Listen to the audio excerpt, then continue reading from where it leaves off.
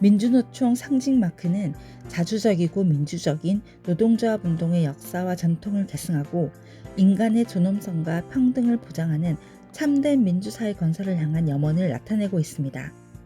일제강점기 당시 식민지 체제와 자본의 폭력이라는 이중 탄압의 항거에 3개월 넘게 투쟁했던 원산 부두 노동자 총파업을 시작으로 노동자들은 수능을 거부하고 자신들의 권리를 찾기 위해 일어났습니다.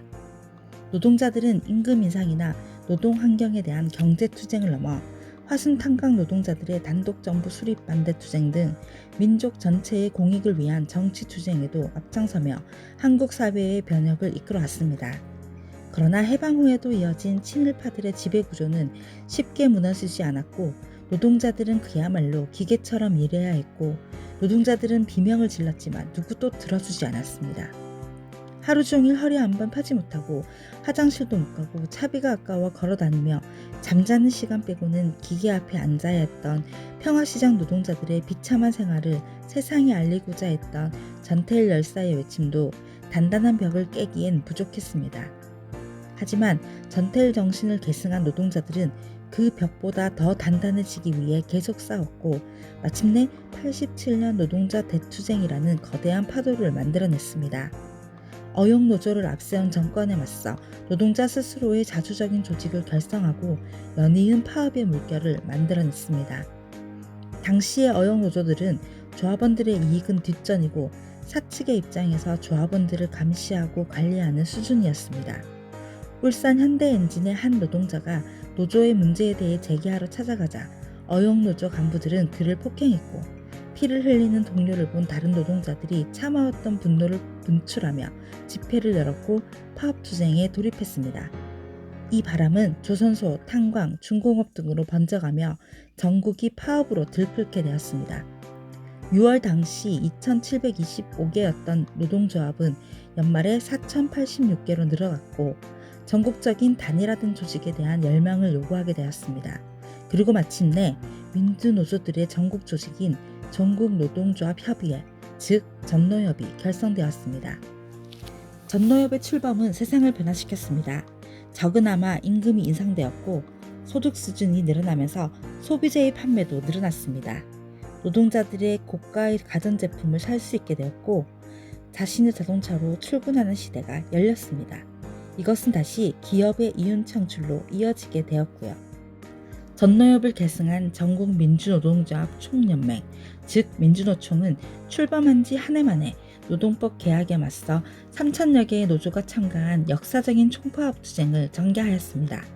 그러다 외환위기를 맞이하였고 노동시장의 유연화를 명분으로 정리해고와 계약직을 도입한 후 지금까지도 노동자들의 기본적인 생존권을 위협하는 권력의 반노동 정책에 맞서 자기의 현장에서 그리고 거리에서 투쟁하며 함께 사는 사회를 만드는 노력을 하고 있습니다.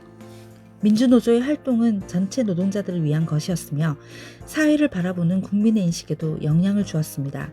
무엇보다 민주노조의 조합원이 아니라도 누구나 부당하다고 생각하는 일이 있으면 자연스럽게 조직을 만들고 집회를 열고 단결 투쟁을 외치며 자주성을 발현하는 시대를 만들어냈습니다.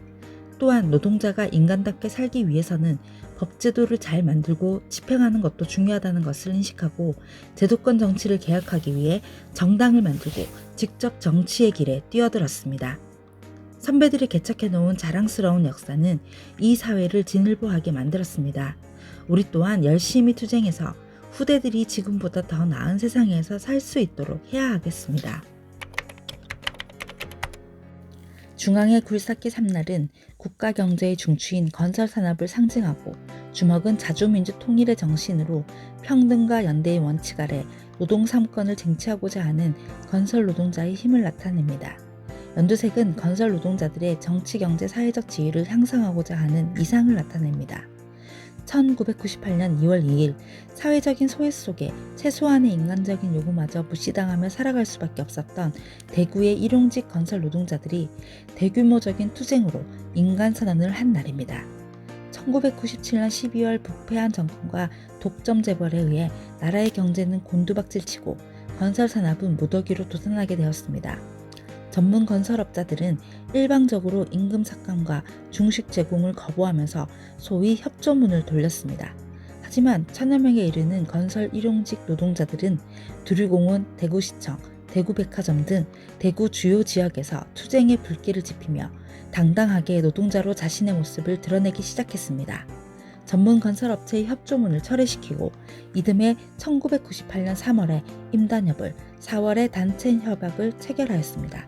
건설 일용직 노동자들은 스스로 노동조합을 조직한 힘으로 상습적인 체불임금, 구조적인 산업재해로부터 자신을 보호하고 건설 현장의 비리 척결과 불평등한 사회 구조의 변혁을 위해 투쟁을 벌여나가고 있습니다. 건설노조는 건설지부, 건설기계지부, 전기원지부, 타워크레인지부로 나뉘어 있고 우리가 바로 건설지부입니다. 형틀, 철근, 해체, 시스템, 타설, 견출 6개 공정별 전문 노동자들이 가입되어 있습니다.